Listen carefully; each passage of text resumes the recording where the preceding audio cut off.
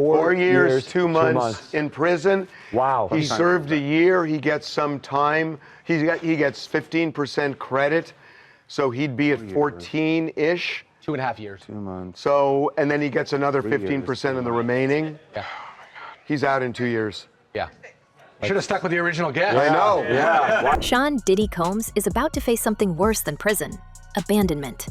In late 2025, while he sits inside a low-security facility in New Jersey, insiders around Fort Dix and in Los Angeles legal circles are whispering that his own defense team is starting to fracture. Multiple attorneys who once treated this case like a career-defining challenge are now, according to those familiar with the situation, actively looking for exits rather than new strategies.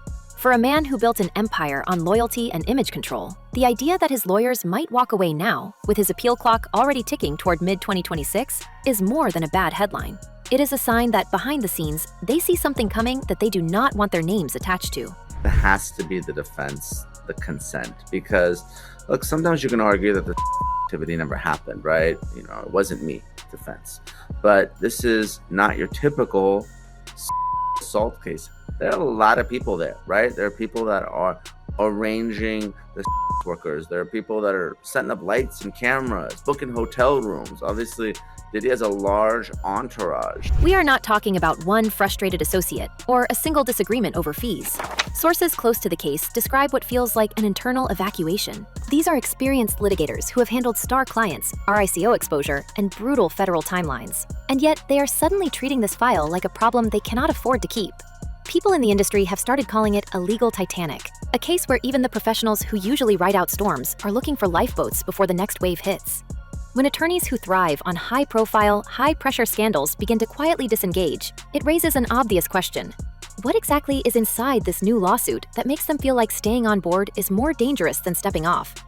That pressure point is the case brought by Florida-based producer and publicist John Haye, a man who, until recently, was buried under redactions as John Doe in filings tied to incidents in Los Angeles in 2020 and 2021. He talks in this complaint read about fearing for his life, not just while he was working for Sean Combs, but afterwards. He tells stories about physical violence, about a time where he actually had to drive 100 miles an hour to try to escape Mr. Combs, and says he didn't call the police because he worried that that would be a sentence. Haye has now put his name and reputation on the line, sitting for interviews and attaching his identity to accusations that reach directly into the heart of Diddy's legacy: Bad Boy Records, the notorious B.I.G. catalog, and the culture that surrounded those brands.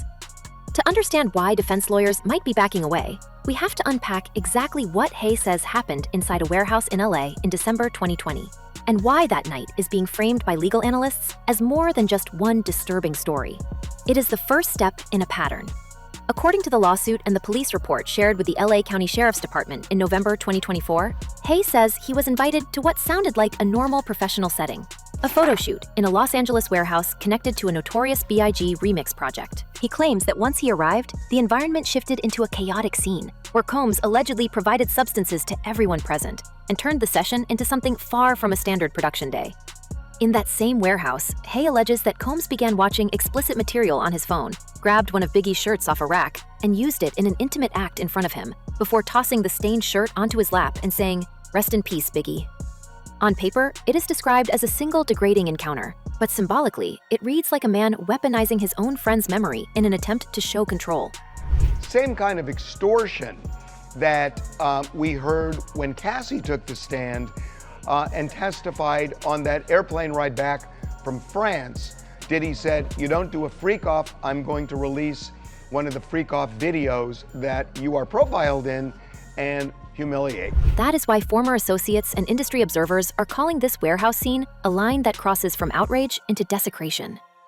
For decades, the legacy of Christopher Wallace has been treated almost like a sacred asset inside hip-hop culture, with his image, voice, and clothing protected, licensed, and monetized by Combs and his companies. Hearing Haye describe a 2020 warehouse, notorious B.I.G. shirts, and an alleged intimate act carried out using those clothes does not just stain Combs' reputation.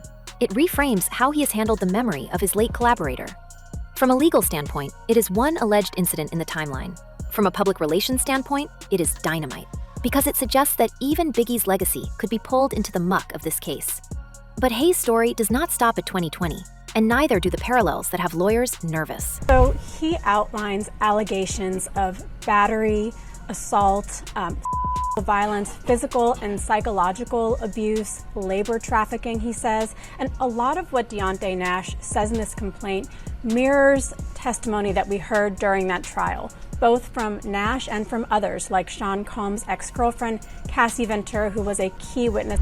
In March 2021, just a few months after that warehouse shoot, Haye says he was lured to what he thought was a meeting in Santa Monica, connected to the same music project, allegedly involving Biggie's son, Christopher C.J. Wallace Jr., and producer Willie Mack. Once there, according to the lawsuit and related media reports, his head was covered, he was grabbed by two men, and he was forced into a room where Combs was waiting and screaming at him, calling him a snitch. Haye claims that while his head was still covered, Combs tried to force him into performing a humiliating act. It reads like an ambush, not a business dispute. What makes that 2021 incident even more explosive is how closely it tracks with testimony that has already played out in open court in New York. Cassie Ventura has described years of being controlled, threatened, and assaulted in hotel rooms and private spaces, often after disagreements or perceived betrayals. Kid Cudi has gone on the record about a 2011 campaign of intimidation that allegedly ended with his car being torched in his driveway after he dated Cassie, with witnesses in the federal case testifying that Combs talked about wanting that vehicle blown up. When we place Haye's blindfolded ambush next to those earlier accounts, a pattern appears. Someone crosses Combs, they get isolated, humiliated, and, if these accounts are accurate, physically threatened or harmed as a way of sending a message. If anyone, I'm happy to go. So we think that's just absolutely inconsistent with the jury's verdict. I mean, the jury's verdict was resoundingly clear. There was no trafficking, there was no racketeering, everything was consensual, everything was adult, which is why he was convicted only of the offense. What we feel happened today was that the judge acted as a 13th juror, one that we did not choose, and that he second-guessed the jury's. This is why insiders are describing John Haye's lawsuit as a final straw, rather than just another complaint in a long list. Unlike some of the earlier civil suits filed in 2023 and 2024, this one lands after a federal conviction, after graphic video of Combs attacking Cassie in a hallway has already circulated, and after jurors in New York have heard about decades of alleged intimidation, firebombing, and payoffs. Haye did not go to police in 2020 or 2021. According to a report first surfaced by outlets like People and confirmed by the LA County Sheriff's Department, he waited and filed his complaint in Largo, Florida on September 20th, 2025, just weeks after Combs was sentenced to 50 months on transportation for solicitation-related counts. That timing does not look random. It looks like a calculated decision to move while Combs is confined and the public record is stacked with corroborating stories. From there, the legal fallout starts to look less like routine crisis management and more like a system under stress. Combs' team has publicly described Haye's accusations as meritless and defamatory, insisting that he categorically denies abusing anyone and that the real fight will happen in court, not in the media. Normally, when a wealthy defendant believes a named accuser is lying for clout or money, especially after high-profile interviews, the next step is obvious: a defamation lawsuit designed to intimidate and shut down the narrative. Yet, as of late 2025, those who track the filings have noticed an absence.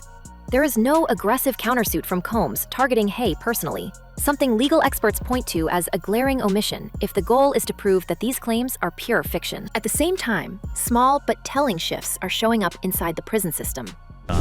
He sort of talked to me about the schedule for the day. He explained the important rules. He explained count time, because they have to, look, the jail's main two things: they can't lose you and they can't you. So they have to, count you, and they count you twice a day, actually 3 times a day. You go to your bunk? Yeah, you go to your bunk. At night, they'll come, you can be laying down, and in the morning, you can be laying down, but once a day, twice a day. When Combs entered Fort Dix on October 30th, his projected release date was May 8, 2028, assuming good behavior and credit for time served. Not long after the Haye allegations surfaced and the West Coast probe was quietly confirmed, the Bureau of Prisons adjusted that date to June 4th, 2028. On paper, officials and sources have floated unremarkable explanations: recalculation of sentences, bureaucratic timing, nothing more than a few extra weeks.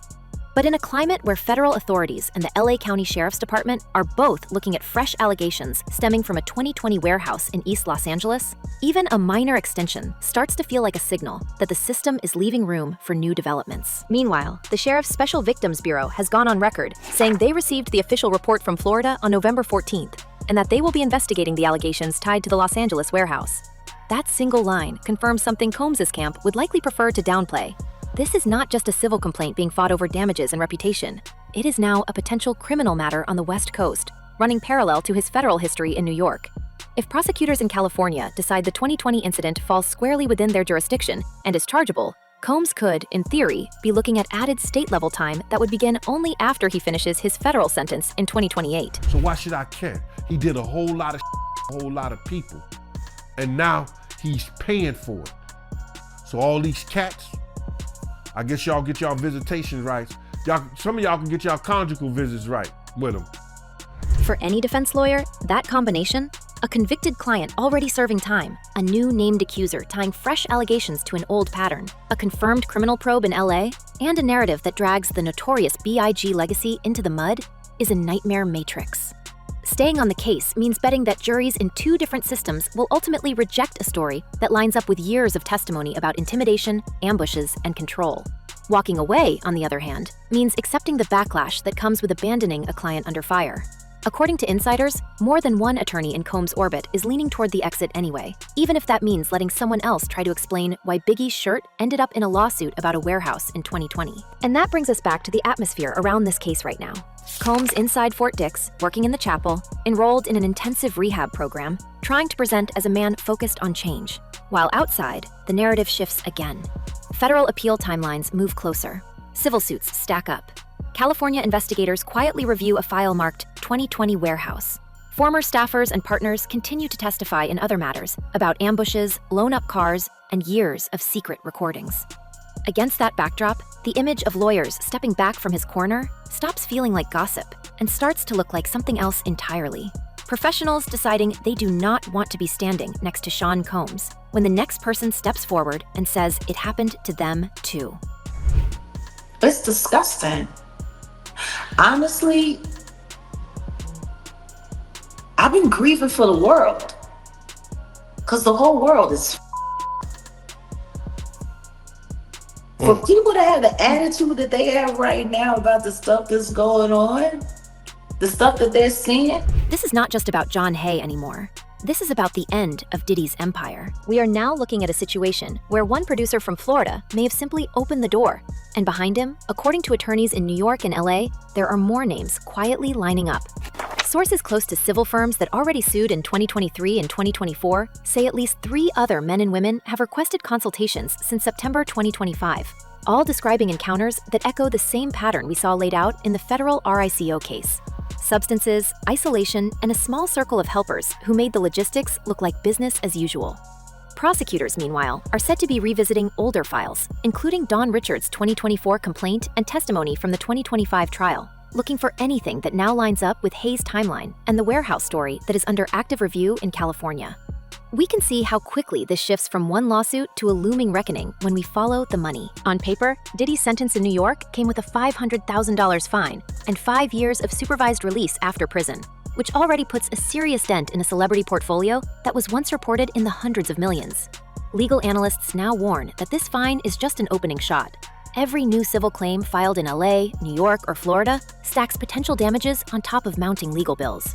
With a fast-track appeal scheduled to be fully briefed and argued by mid-2026, experts we spoke to say the math is brutal. If he loses his appeal and additional verdicts land while he is still at Fort Dix, he could be staring at effective bankruptcy within a year of walking out, with properties leveraged, companies sold off, and future royalties and appearance fees targeted by aggressive judgment collectors. So apparently Diddy's knee has been bothering him recently, so he reported it. At some point, it was decided that he needed medical care outside of the jail, so he was taken to a Brooklyn home. Behind the financial headlines, we also have the mental chess game playing out in real time. Prison files from Fort Dix show that Diddy has been placed in the Residential Substance Treatment Program and is working as a chaplain's assistant, a role his publicist describes as warm, respectful, and healing. On paper, it suggests a man focused on introspection and rehabilitation.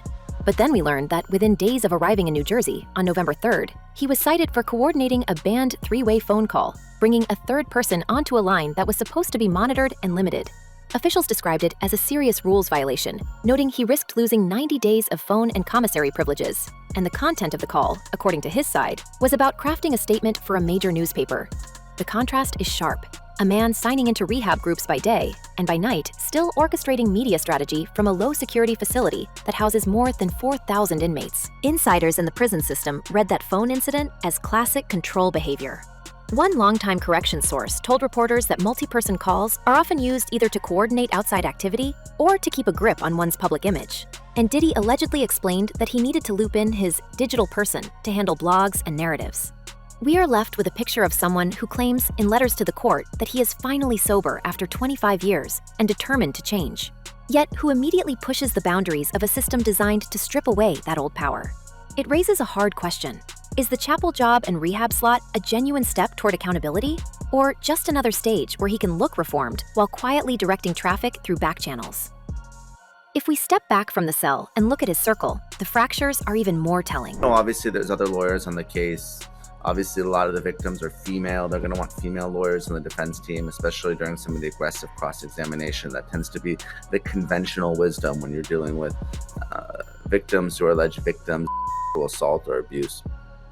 And then it could be a conflict with one of the victims themselves. Maybe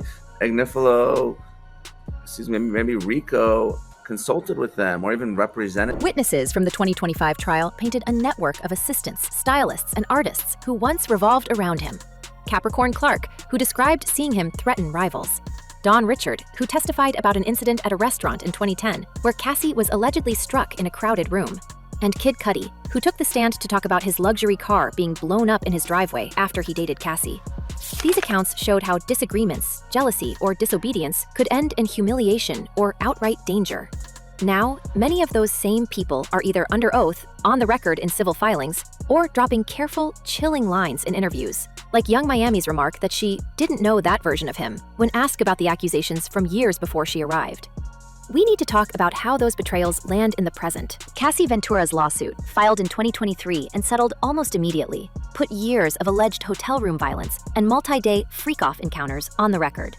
And when surveillance footage from a 2016 hallway incident became public in 2024, the visual evidence turned what some fans dismissed as gossip into something impossible to spin. Kid Cudi confirmed to mainstream outlets that his car did in fact explode in 2011 and tied it, in his own mind, to tension with Diddy. Don Richard's 2024 suit and 2025 testimony added another layer, suggesting that what happened to Cassie was not an isolated relationship meltdown, but part of a culture inside his companies where fear was a management tool. When those former insiders speak, they are not just damaging his reputation. They are giving future plaintiffs a roadmap for how to frame their own stories in court. That he has,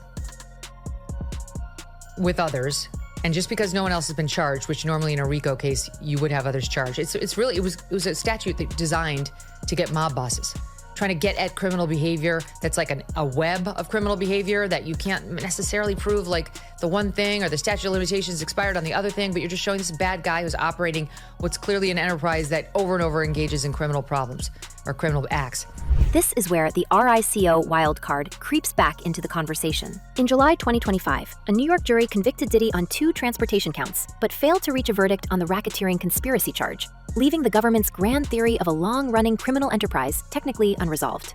Prosecutors had argued that Bad Boy, the clothing lines, the beverage partnerships, and the touring machine all doubled as a shadow infrastructure. Assistants, security, travel bookers, and accountants allegedly helped source substances, arrange private spaces, move people across state lines, and then clean everything up afterward. With Haye now describing how a remix project, Biggie-branded merchandise, and a supposed business meeting allegedly turned into humiliation and coercion, sources close to federal law enforcement say this looks uncomfortably close to the very pattern that jurors could not fully agree on the first time. Some veteran attorneys have started asking a blunt question on background. What if that first RICO trial was just the warm-up?